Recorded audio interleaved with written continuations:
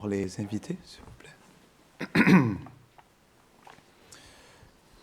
Bonjour, bienvenue à tous à Gopalji Mandir. Nous sommes très heureux d'être avec vous aujourd'hui. Donc, aujourd'hui, on va vous partager un verset du Srimad Bhagavatam. Mais c'est une édition qui est très spéciale, il faut la lire à l'envers. Au début, je l'ai ouvert comme ça, j'ai vu que c'était à l'envers. Donc, des fois, il y a des éditions précieuses qui se manifestent comme ça. Oups, voyez. Donc, j'ai choisi un verset du deuxième chant du Bhagavatam, chapitre 7, qui s'intitule « Description des avatars », verset 18. Mais avant tout, on va réciter ensemble « Om Namo Bhagavate Vasudevaya ». Vous pouvez répéter après moi. Om Namo Bhagavate Vasudevaya.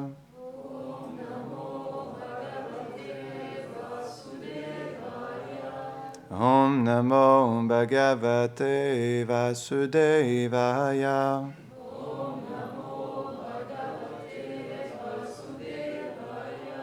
Om Namo Bhagavate Vasudevaya.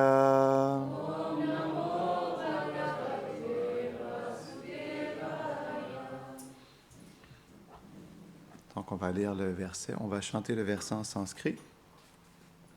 Nato baleraya muru kramapada shaucham apashikadritavato vivdudapidatyam yovai pratishrutam ritena chikirshadanyad atmanamanga manasaharaye bimene. Traduction et honneur est porté par sa divine grâce, A.C. Bhaktivedanta Swami Srila Prabhupada Ki Jai. Donc, j'ai décidé de prendre la version de Srila Prabhupada du Bhagavatam parce que dans cette teneur est portée, il y a un point très intéressant que je souhaitais vous partager. Négligeant l'interdiction de son maître spirituel, Bali Maharaj, qui s'était aspergé la tête avec l'eau, ayant lavé les pieds pareils au lotus du Seigneur, ne songea qu'à tenir sa promesse et offrit son propre corps au Seigneur pour que celui-ci puisse faire son troisième pas. Même le royaume des cieux ne présentait aucun intérêt pour un être aussi magnanime, et ce, bien qu'il l'eût conquis de par sa propre puissance. Teneur est portée. Donc, c'est une longue teneur est portée. Je vais lire l'essentiel de ce commentaire. Les richesses matérielles, aussi séduisantes soient-elles, ne sont jamais permanentes. Si l'on n'y renonce pas volontairement, il faudra s'en séparer quand surviendra la mort. Conscient de la précarité des biens matériels, l'homme sensé saura en faire le meilleur usage en les consacrant au service du Seigneur, afin de lui plaire et de se voir ainsi accordé de vivre éternellement dans son Param Dhamma, ce qui veut dire son royaume éternel, sa demeure éternelle. La Bhagavad Gita, c'est inscrit en romain, intéressant, chapitre 15, versets 5 et 6, décrit le Param Dhamma du Seigneur par ces mots. Donc, il y a deux versets en sanskrit, on ne les répétera pas. Celui qui accumule des biens en ce monde tels que richesses, terres et maisons, relations, amis et enfants, ne les possède jamais que pour un temps. Nul ne peut garder éternellement tous ces trésors illusoires, créations de Maya, qui sont autant de facteurs d'égarement sur la voie de la réalisation spirituelle. Mieux vaudra se contenter de moins, ou même ne rien posséder du tout, et ainsi demeurer libre de tout orgueil déplacé. Par l'influence des gunas, l'être connaît la souillure au sein de l'univers matériel. Par suite, plus on progresse spirituellement sur la voie du service de dévotion offert au Seigneur, et plus on s'affranchit de l'attachement à l'illusion matérielle. Une ferme conviction quant à la vie spirituelle et à ses effets permanents s'avère toutefois nécessaire pour atteindre ce but. Pour pouvoir réaliser véritablement le caractère permanent de l'existence spirituelle, il faut volontairement apprendre à se suffire du minimum, de sorte que l'on puisse subvenir sans difficulté à tous ses besoins. En évitant de créer des besoins artificiels, l'homme parviendra plus aisément à se satisfaire du minimum. Par besoin artificiel, on entend les activités visant le plaisir des sens, sur quoi repose d'ailleurs l'évolution actuelle de la civilisation. Et là, il y a un point intéressant. Or, une civilisation parfaite trouve son fondement non pas dans le plaisir des sens, mais bien dans l'atma, l'âme. Les hommes dits civilisés, mais qui ne vivent que pour les plaisirs des sens, sont de basse nature. Bien que le mental soit supérieur au sens, une civilisation qui se fonde sur la pensée spéculative n'a rien d'une société parfaite. Au-delà du mental se trouve l'intelligence. Or, c'est de la civilisation de l'intelligence que nous entretient la Bhagavad Gita. Les écritures védiques s'offrent comme guide pour les diverses formes de civilisation, qu'elles se fondent sur les sens, le mental, l'intelligence ou sur l'âme, ou on pourrait même dire ou sur l'amour. Non? La Bhagavad Gita, parce qu'elle traite essentiellement de l'intelligence de l'homme, trace la voie évolutive d'une civilisation axée sur l'âme spirituelle.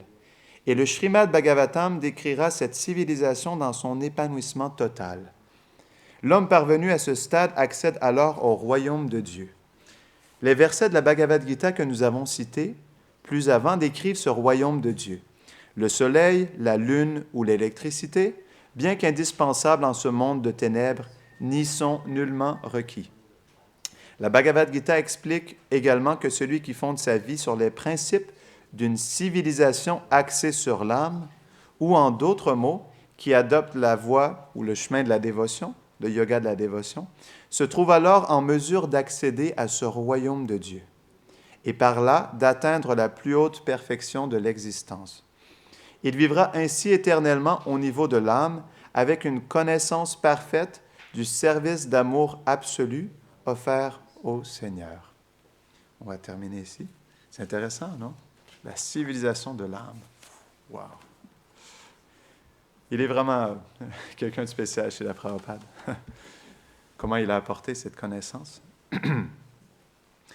Om Agyanatimirandasya Gyananjara Sharakaya Chakshurun Miritam Jena Tasmai Shri Gurave Namaha Shri Chaitanya Manobishtam Stapitam Jena Bhutade Swayam Rupa Kadamayam Dadati Svapadantikam He Krishna Karuna Sindho Dina Bandho Jagatpate Gopisha Gopika Kanta Radha Kanta Namostute Tapta Kanchana Gourangi Radhe Vrindavaneshvari Vrishabhanusute Devi Pranamami Hari Priye Vanchakalpatarubhyascha Kripa Sindhubhya Evacha Patitanam Pavanebhyo Vaishnavebhyo Namo Namaha Jaya Shri Krishna Chaitanya Prabhu Nityananda Shri Advaita Gadadhara Shivasadi Gaura Bhakta Vrinda Hare Krishna, Krishna Krishna, Hare Hare, Hare Rama, Rama Rama, Hare Hare. Namo Vishnupadaya, Krishna Prishtaya Bhutale, Shrimate Bhaktivedanta, Swaminiti Namine, Namaste Sarasvati Deve, Gauravani Pracharine, Nirvisesha Shunnavadi, Pashtya Deshatarine. Bienvenue. Donc, la civilisation de l'âme. On peut voir que dans notre société actuelle, on ne vit vraiment pas au niveau de l'âme. C'est une civilisation du corps et du plaisir des sens. Donc, cette civilisation, elle est basée sur le faux ego, le culte du corps.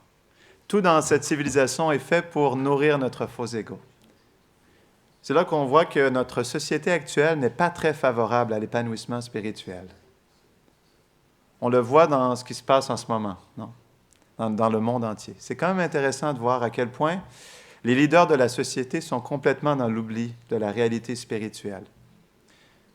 Tout ce qu'ils font, en fait, c'est entretenir les gens dans l'ignorance, en installant un climat de peur. Non? Donc, les médias sociaux, les présidents des différents pays poussent les gens à croire qu'ils sont le corps et qu'ils doivent se défendre. Donc, on ne veut pas dire par là qu'on ne doit pas se défendre, mais en réalité, qu'est-ce qui est le plus important? Est-ce qu'on veut défendre le corps ou on veut défendre son âme spirituelle? Non? Parce que la réelle non-violence, elle est lorsqu'on respecte ce principe de l'âme.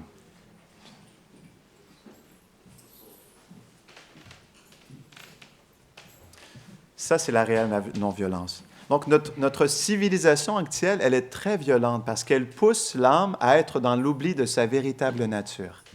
Parce que la nature de l'âme est d'être en relation avec le Seigneur suprême.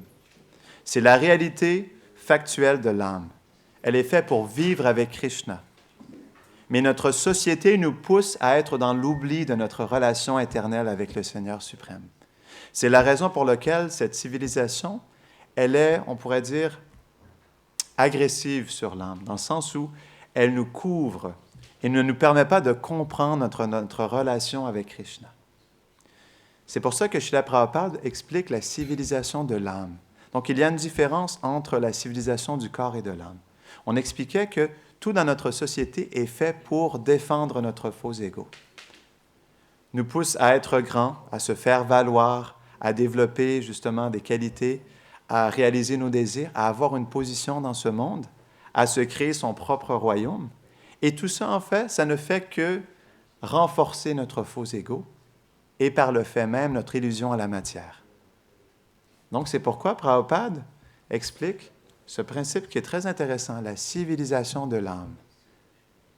On pourrait dire que la civilisation du corps et la civilisation de l'âme sont à deux opposés complets, non? Deux extrêmes. Parce que notre vie actuelle est complètement basée sur la satisfaction de ce corps. Des sens, de notre mental, de nos désirs, non? Tout est fait dans cette société pour amener du plaisir à ce corps.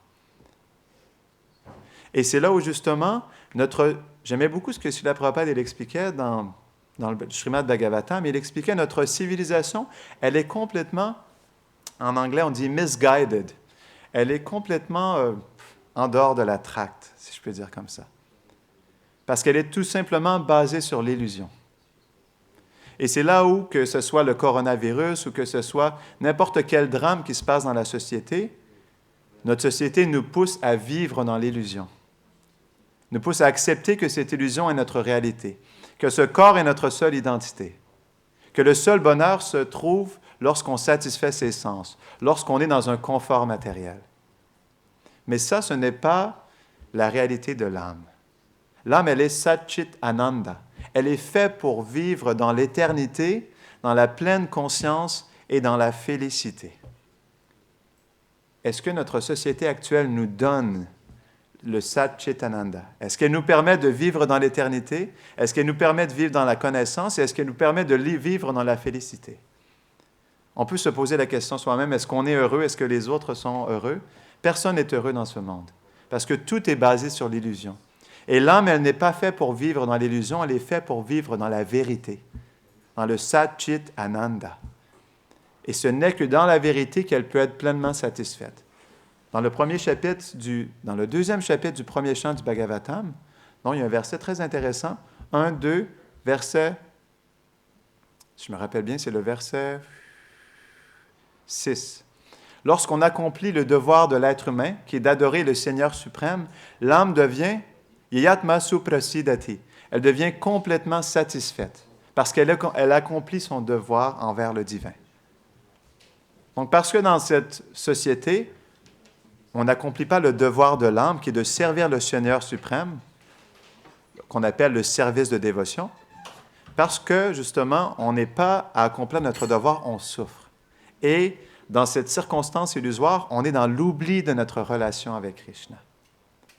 Donc, c'est pour ça que la réelle, on pourrait dire, comment on dit, highest welfare activity, la meilleure activité, comment on pourrait traduire ça? La meilleure activité sociale, si je peux dire comme ça, La meilleure action sociale, le meilleur geste qu'on peut poser pour la société est d'éveiller les êtres à leur véritable nature, qui est d'être une âme spirituelle, mais aussi de les reconnecter à leur relation perdue avec Krishna. Ça, c'est la meilleure activité sociale. Et c'est ça qu'on doit mettre de l'avant dans la société. Tout ce qu'on fait, même si en externe, ça pourrait être la meilleure chose au monde, donc on pourrait dire, on pourrait avoir une merveilleuse maison, on pourrait avoir de la nourriture biologique, on pourrait avoir une bonne éducation, on pourrait bien entraîner nos enfants, et on pourrait vivre heureux dans ce monde. Mais si tout ce qu'on fait n'est pas accompagné de Krishna, alors quelle est la valeur de nos activités?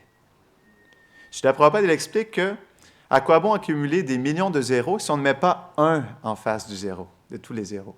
Donc sans le 1, il n'y a pas de valeur au zéro.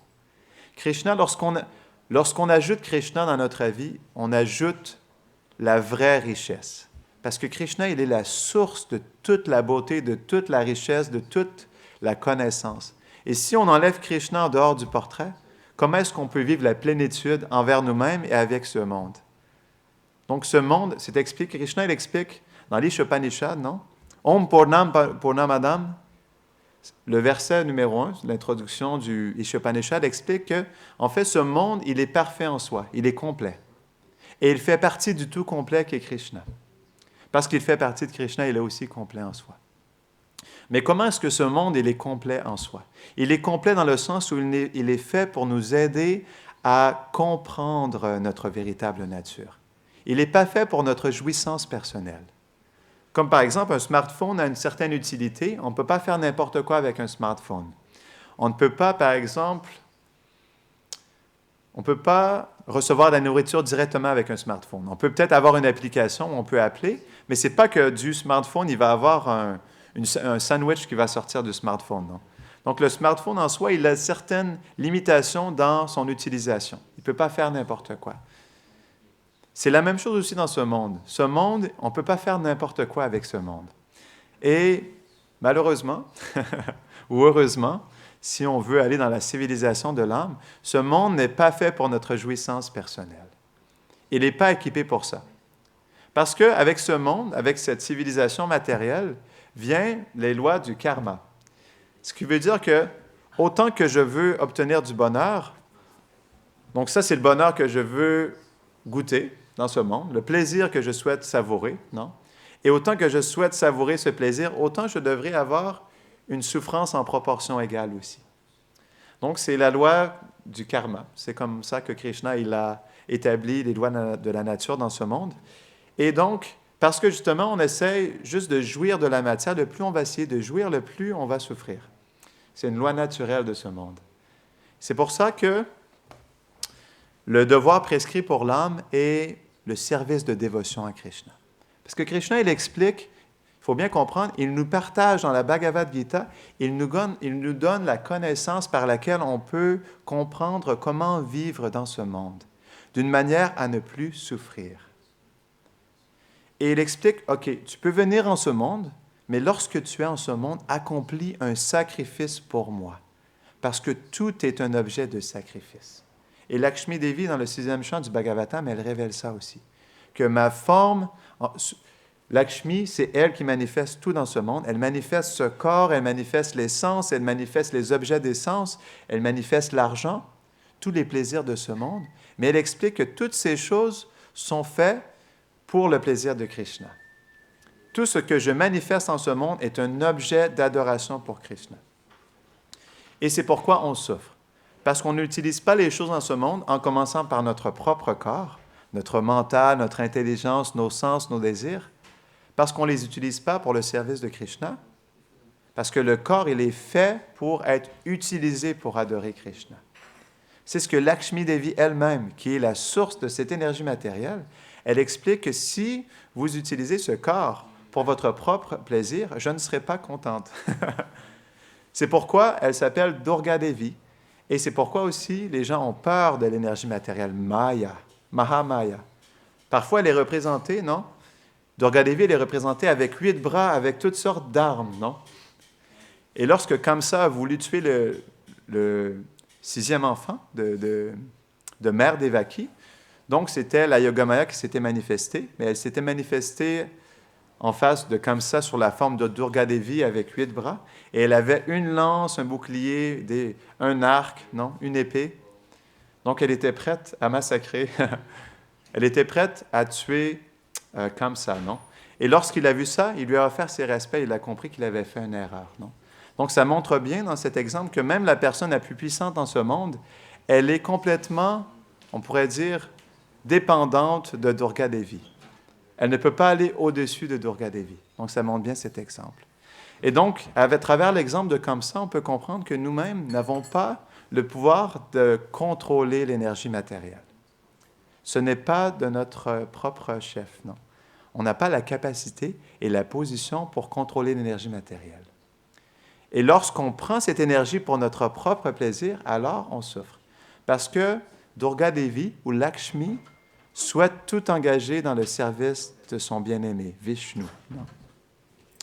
Donc, c'est pourquoi, si on va à l'encontre du désir de Lakshmi de tout engager dans le service de Krishna, alors il y a des réactions qu'on appelle les réactions karmiques. Les réactions karmiques sont très simples. Pourquoi on engendre du karma dans ce monde?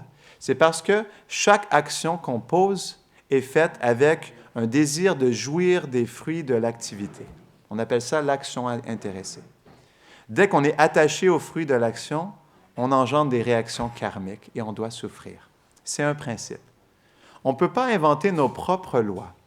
Comme chaque société a des lois qui gouvernent le peuple. Donc, par exemple, je me rappelle l'autre jour, Gurudev, il expliquait ce principe. Ce n'est pas parce que je n'ai pas envie de sortir, lorsqu'il y avait le confinement, il expliquait. Donc, ce n'est pas parce que je n'ai pas envie de sortir sans remplir le formulaire que je ne vais pas recevoir de PV. Non. Peut-être que j'en ai pas envie, peut-être que je vais sortir quand même, sans papier, non, sans formulaire, mais est-ce que je vais pouvoir me libérer du PV que le policier va me donner? Et je trouvais que c'était un bon exemple. C'est la même chose avec les lois de la nature. C'est pourquoi la connaissance, elle est importante. Non? Donc, c'est expliqué, ça commence avec la civilisation de l'intelligence. La civilisation commence lorsqu'on se pose des questions sur notre souffrance. Srila Prabhupada, il explique ça dans l'introduction de son commentaire sur la Bhagavad Gita. L'humanité commence lorsqu'on se pose des questions sur l'origine de notre souffrance. Pourquoi est-ce que je souffre? Pourquoi est-ce que je ne suis pas heureux? Pourquoi je ne suis pas satisfait? Lorsqu'on se pose ces vraies questions, alors là, l'humanité commence.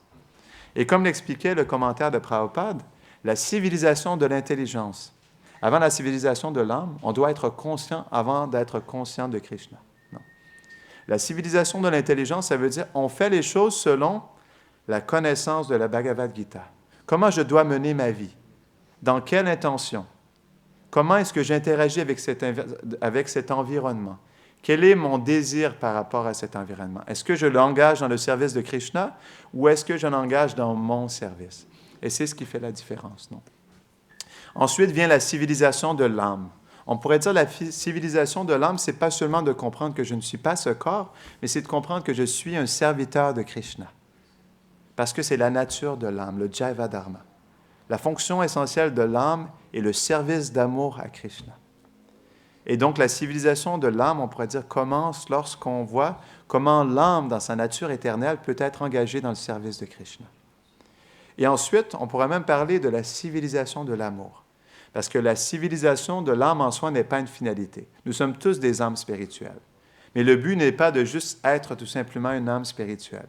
Le but est de développer le pur amour pour Krishna. C'est le 5e but.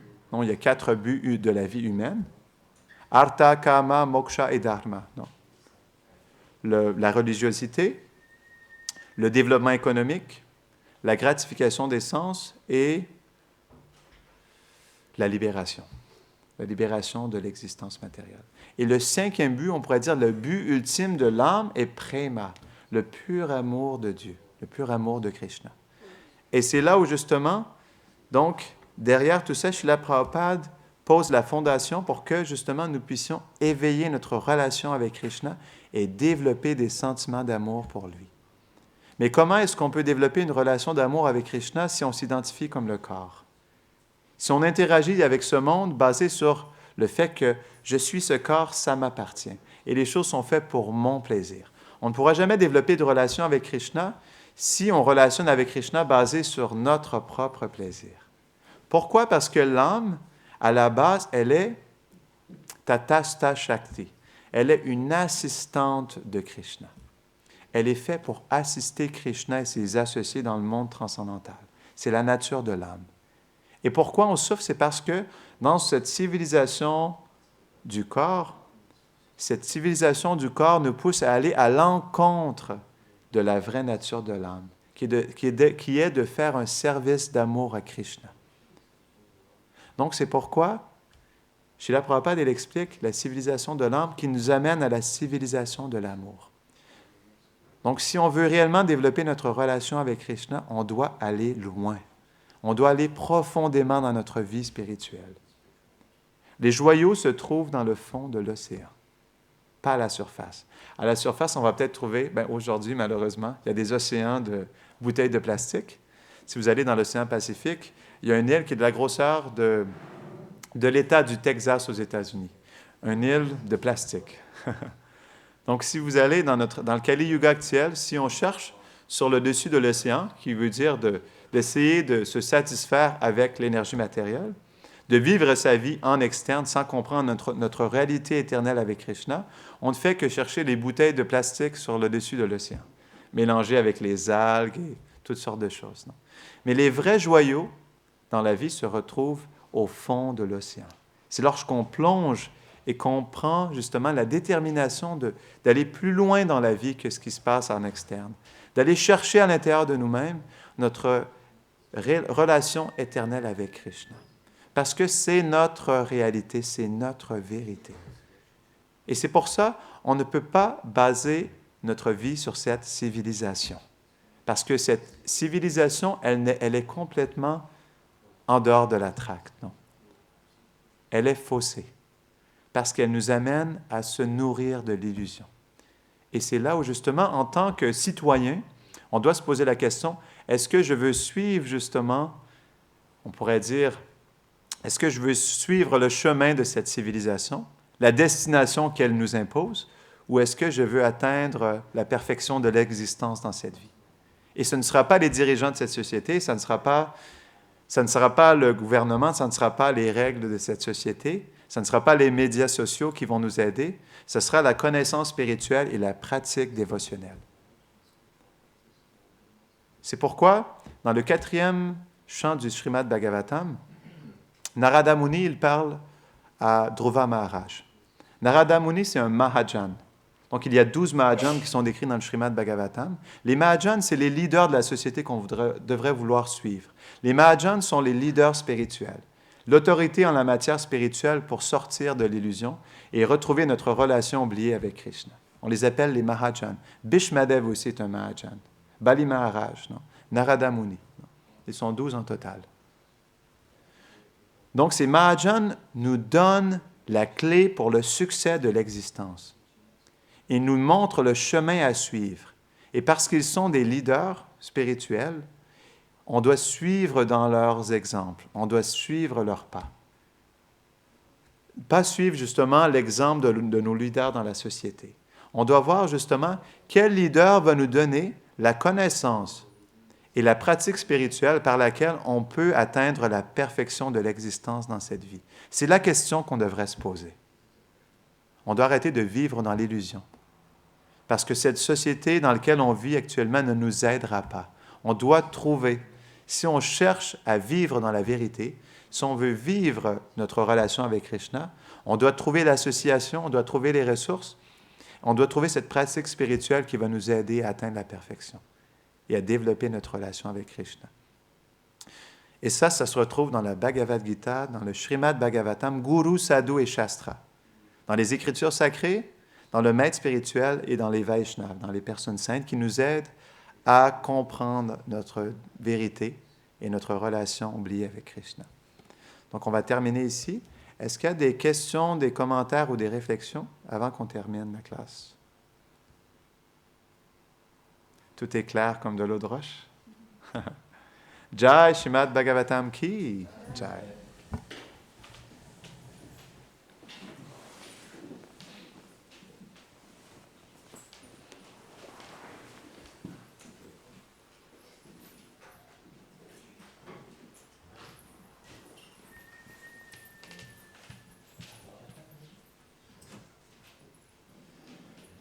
des moments, est-ce que tu veux faire